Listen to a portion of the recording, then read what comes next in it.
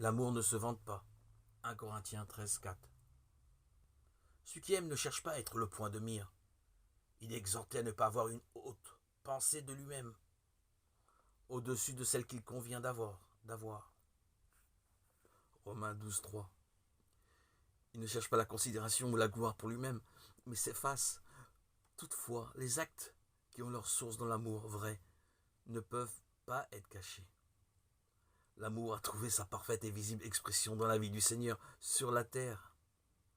Mais Jésus se retirait toujours de la foule qu'il admirait et se cachait.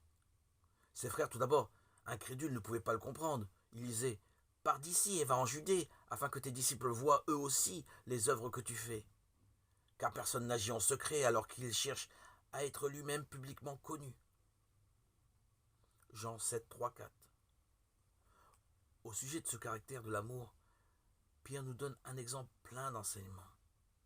Il avait dit « Même si tous étaient scandalisés, je ne le serai pas moi. » Marc 14, 29.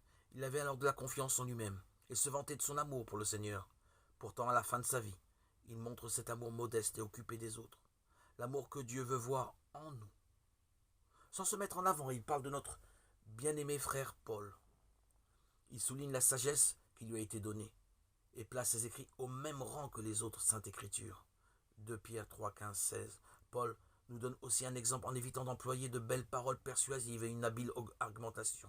Pour prêcher, son motif était l'amour.